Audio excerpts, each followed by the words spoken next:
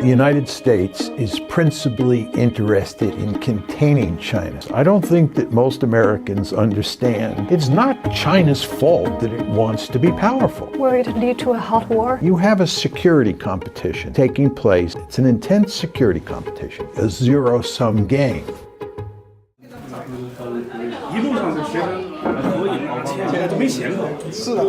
Yeah, nice to meet you, Professor.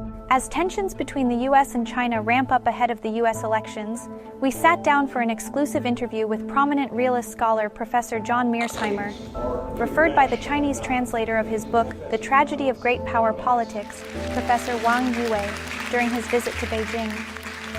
Mearsheimer has been a vocal proponent of the U.S. strategy to contain China. What is the endgame between China and the U.S.? After meeting with younger generations in China, could his views be shifting?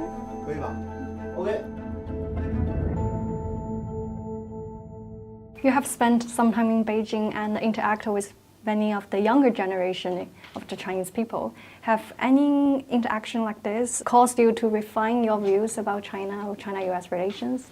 Not at all. I have a simple theory about how the world works, and I believe that that theory has a lot of explanatory power. The United States is principally interested in containing China. I think the United States fears the fact that China is becoming more powerful and that it is not a status quo power in East Asia. The problem that the Americans face today is that they can't concentrate on containing China because the United States is deeply involved in the Ukraine war, and it's deeply involved in the various wars that Israel is fighting in the Middle East. But nevertheless, the United States is committed to containing China. And of course, from a Chinese point of view, this is unacceptable, and I fully understand that. From China's point of view, China wants to grow more and more powerful. But again, this is not in the American interest. So it is a fierce competition. And as best I can tell, this is a competition that will last for many decades, if not the rest of the 21st century. The U.S. often frame the competition between China and U.S. as authoritarianism versus democracy. But in practice, the U.S. doesn't seem to care about democracy. It's not about ideology. There's no question about this. Look, the United States and China got along very well from 1991 to roughly 2017. The United States, in fact, pursued a policy of engagement toward China. There were very good relations between the two countries. What's changed is not the ideological nature of China or the United States. What's changed is there is now a shift in the balance of power. China is much more powerful. So the move away from a cooperative arrangement to a more competitive, in fact, an intensely competitive relationship is not explained by ideology. It's explained by a shift in the balance of power. However, it is very important to understand that both the Americans and the Chinese like to use ideological rhetoric to justify their position. In the American case, what American elites say is that this is a competition between liberal democracy on one side and authoritarianism or communism on the other side. This is all designed to make the Chinese look like the bad guys and the Americans look like the good guys. This is the velvet glove over the mailed fist in the American case. If you come to China, what people like to talk about is Confucianism and the Chinese tradition of not fighting with their neighbors and facilitating harmony in the international system and so forth and so on. This is very similar to what the Americans do. But Chinese people believe it's not about how we talk about ourselves, but also about we have a good record as a peaceful country, like the Asian tributary system, like the ancient Admiral Zheng whose voyages into the South China Sea to the East Africa. So we believe we have a good record, and how could we reconcile this with your theory? Well, you can't reconcile that with my theory. And I believe if you look at Chinese history closely, you see that China has behaved according to the dictates of power politics. The fact is, you don't survive in the international system if you don't worry about the balance of power. Because in the international system, there are states that are highly aggressive and dangerous.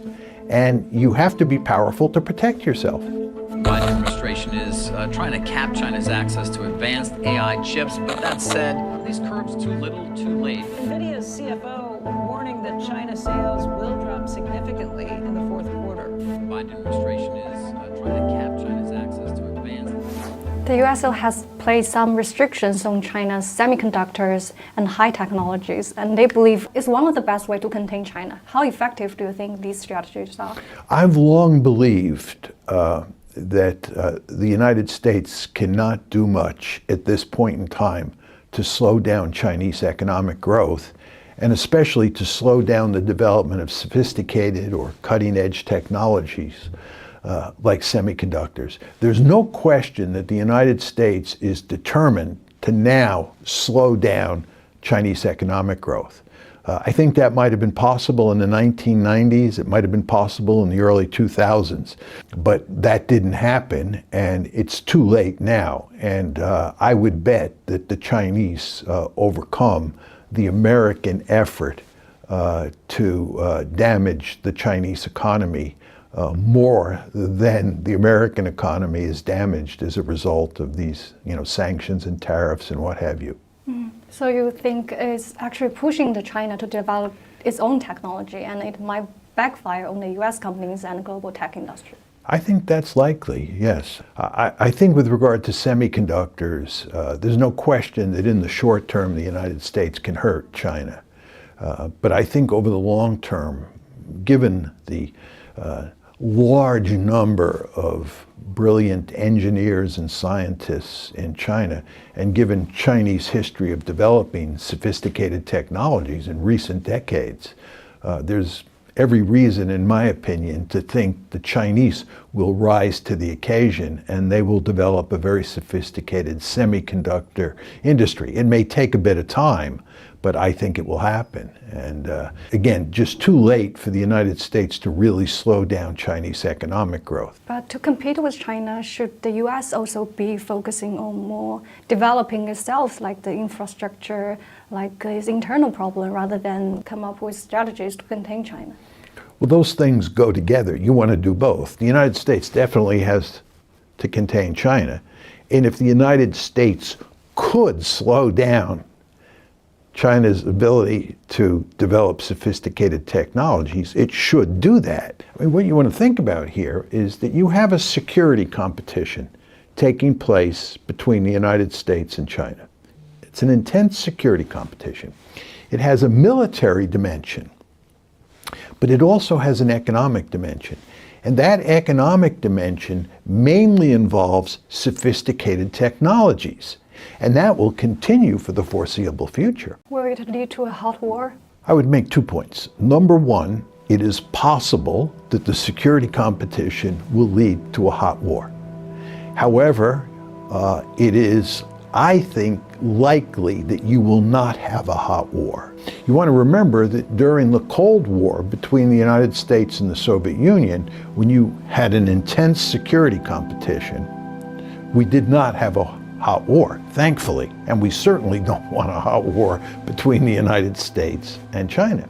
And I would bet a lot of money that moving forward, there will be a number of crises, serious crises between the United States and China.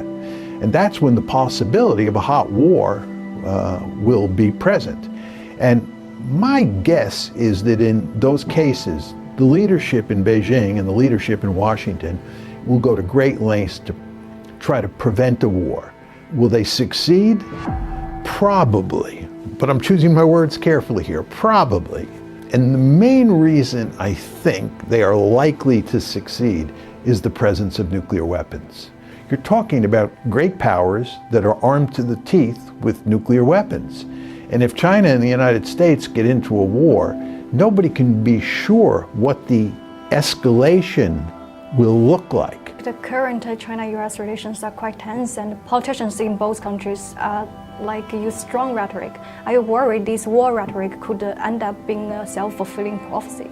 What you expect is that the leaders at the top, who are, and we're talking about the leaders in Beijing and the leaders in Washington, who are responsible for the security of their country, who are responsible for the survival of their country, will behave in a cold and calculating way in a crisis because they understand the dangers.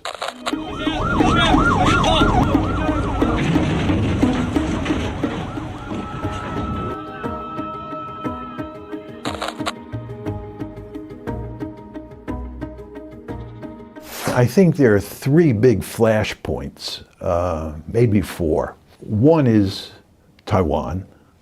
As you know, China wants Taiwan back, and the Americans don't want China to get Taiwan back. So that's a big flashpoint. The South China Sea is a second flashpoint, and I think that's the most likely place where you will have trouble. Third area is the East China Sea, and there the Japanese are involved over these very tiny islands. And then the fourth area, which is not to be underestimated, is the Korean Peninsula, because the United States is deeply committed to South Korea, and China is committed to North Korea. Some would argue South China Sea now is much more dangerous than Taiwan because it has no ready mechanism to manage conflict there.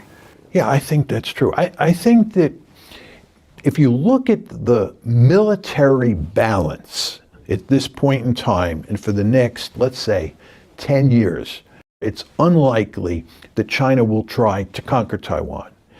And of course, there is always the possibility that a Taiwanese leader will declare independence, which I think would probably trigger a war. But the Americans fully understand that. And the Americans will go to great lengths to tell the Taiwanese, I hope, that no Taiwanese leader can declare independence, because we don't want a war over Taiwan, for sure. The South China Sea is a very different matter. China has disputes with countries like the Philippines that could easily lead to a shooting conflict. And as you know, the Americans have a treaty commitment to come to the aid of the Philippines. So the Americans could get dragged into a war or a shooting match between the Philippines and China. So you could tell other stories about how trouble breaks out in the South China Sea as well. Many Chinese people would argue if U.S. stop provoking China in these places near China, it will be much more peaceful situation. Well, many Americans would argue that if the Chinese would stop provoking the Americans and China's neighbors, that we could all live peacefully. And this is exactly what you would expect. You have a security competition taking place. And also some understanding gap. Well, there's an understanding gap of sorts. I don't think that most Americans understand that it's not China's fault that it wants to be powerful. China has a deep-seated interest, as I said before, in making sure that it never suffers another century of national humiliation. And there's only one way to do that, and that's to be really powerful. Because if you're not powerful, other countries in the system will take advantage of you. And I think most Chinese don't understand that from an American point of view, the Americans should not want China to dominate Asia. Right? You should want to dominate Asia. China should want to dominate Asia the way we dominate the Western Hemisphere. So what that means is that you have this intense security competition where both sides are trying to take advantage of the other. This is the nature of security competition in a world where there's no higher authority and where states therefore have to worry greatly about the balance of power, and they have to maximize their power.